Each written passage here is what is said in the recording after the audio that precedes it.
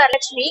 நான் வந்து எம்ஆர்பி செவிலியரா பணிபுரிஞ்சிட்டு இருக்கேன். எம்ஆர்பி எக்ஸாம் எழுதிதான் எக்ஸாம் போர்டால தேர்ந்தெடுக்கப்பட்ட, அதாவது காம்படிட்டிவ் எக்ஸாம் எழுதி வந்த எம்ஆர்பி ஸ்டாஃப் நர்ஸ் நானு.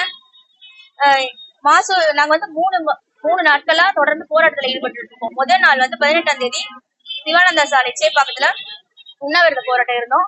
அதை தொடர்ந்து இரவு பகலாக தொடர்ந்து போராட்டம் நடத்தி கொண்டேதான் இருக்கிறோம்.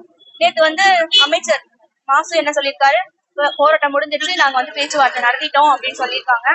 பேச்சுவார்த்தையில நாங்க உடன்படிக்கை வரல, எங்களுக்கு சாதகமா எதுவுமே சொல்லல. என்ன செய்ய முடியுமோ செஞ்சுக்கோங்க, சீனியாரிட்டி வைஸ் தான் போடுவோம், புது வேகன்சி எல்லாம் உருவாக்க முடியாது என்ற அளவுக்கு பேசியிருக்காங்க. எங்களுக்கு மிகுந்த மன வருத்தத்தை தருகிறது.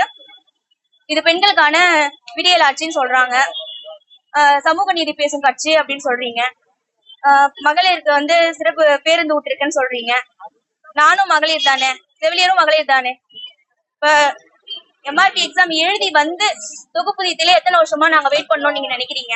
2015ல நாங்க வந்து எம்ஆர்பி எக்ஸாம் எழுதி வந்தோம். 2019லயும் வச்சாங்க. வேக்கண்ட் இல்லைன்னு சொல்றீங்க.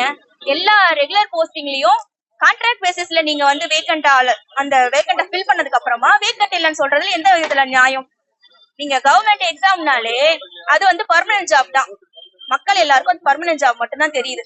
எக்ஸாம் எழுதி வச்ச நீங்க 2 வருஷத்துல பர்மனன்ட் பண்றேன் அப்படின்னு சொன்ன நீங்க, மேக்சிமம் 2 வருஷத்துல அப்படின்னு சொன்ன நீங்க அதை அடிக்கோடிட்டு காட்டுறீங்க. சரி, சீனியாரிட்டி வைஸ் போடுறேன்னு சொன்னீங்க, வருஷத்துக்கு இத்தனை காலேஜ் கட்டியிருக்கீங்க, ஜிஹெச் கட்டியிருக்கீங்க, அதுக்கேத்த மாதிரி 1:1 1:3, அதாவது ஒரு பேஷண்ட்டுக்கு ஒரு ஆளுதான் நர்சஸ் சேவை செய்யணும் அப்படின்னு இருக்கு. அந்த நார்ம்ஸ் படி எத்தனை செவிலியர்களை நிரந்தர பணியாளர்களுக்கு நீங்க போட்டிருக்கீங்க, அந்த லிஸ்ட் வேணும். ஒரு இப்போ சீனியாரிட்டி வைஸ் 60 வயசுல ரிட்டையர் ஆக அந்த இடம் ஃப்ரீயா வேக்கண்ட் ஆகும். அந்த வேக்கண்ட் ஆகிறது இல்லாம புதுசா காலேஜ் கட்டும் போதும் அந்த இடத்துல இத்தனை ரெகுலர் ஸ்டாஃப்னஸ் இருக்கணும்னு இருக்கும். நீங்க எடுத்த எக்ஸாம்ல எடுத்த எல்லாரையுமே கான்ட்ராக்ட் பேசிஸ்ல வச்சிட்டீங்க. கான்ட்ராக்ட் பேசிஸ்ல ஃபில் ஆக வேண்டிய இடத்த எல்லாத்தையுமே 11 மாசம் கான்ட்ராக்ட் சைன் பண்ணி மறுபடியும் ரெனவல் பண்ற மாதிரி வச்சிருக்கீங்க. எல்லாத்தையும் ஃபில் பண்ணிட்டீங்கன்னு சொல்றீங்க. பிஹெச்என்க்கும் ஆர்சிஎஸ் ஸ்டாஃப்னஸ், அதாவது என்சிடி ஸ்டாஃப்னஸ், ஆர்சிஎஸ் ஸ்டாஃப்னஸ் இருக்கும். ஸ்டாஃப்னஸ் 3 வருஷம் படிச்சுட்டு, டிப்ளமோ 4 வருஷம் படிச்சுட்டு எக்ஸாம் எழுதி வந்திருக்கோம். காம்படிட்டிவ் எக்ஸாம் எழுதி 2 பேருக்குமே வித்தியாசம் தெரியாம அவங்களுக்கு ஃபில் பண்ண போஸ்டிங் எங்களுக்கு போட்டோன்னு சொல்றீங்க. NRHM நாம் படி நாங்களே 18,000 சில்லற வந்து 2023லயே சொல்லியிருக்காங்க இத்தனை பேர் வேகண்ட் இருக்கு அப்படின்னு. இத வந்து அப்புறமா ஜூம் பண்ணி போடுங்க. இவ்வளவு வேகண்ட் இருக்குன்னு சொல்லியிருக்காங்க, இதுல எத்தனை ஃபில் பண்ணீங்க, உங்க ஆட்சியிலேயே எத்தனை பேருக்கு ஃபில் பண்ணிருக்கீங்க அப்படின்றது பிஹெச்என் தனி, மறுபடியும் சொல்றேன், பிஹெச்என் தனி, ஸ்டாஃப்னஸ் தனி.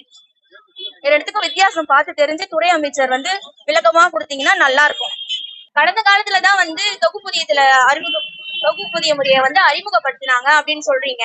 நீங்க எங்களுக்கு தேர்தல் வாக்குறுதி 356 படி கான்ட்ராக்ட்ல இருக்கிற எம்ஆர்பி தேர்வு எழுதி வந்த கான்ட்ராக்ட்ல இருக்கிறவங்க எல்லாரையும் நான் பணியிட செய்வேன் அப்படின்னா எங்களுக்கு வந்து வாக்குறுதி கொடுத்து நாங்க ஓட்டு போட்டு நீங்க ஜெயிச்சு வந்திருக்கீங்க. நீங்க என்ன செஞ்சீங்க? விடியல் ஆட்சி தானே, மகளிருக்கான ஆட்சி தானே, நாங்க எல்லாரும் மகளிர் தானே, எங்களுக்காக நீங்க என்ன செஞ்சீங்க? விடியல் ஆட்சின்னு சொல்றீங்க, நாங்க விடிய போராட்டம் பண்ற அளவுக்கு வச்சிருக்க ஆட்சி தான் இப்ப நடந்துகிட்டு இருக்கு.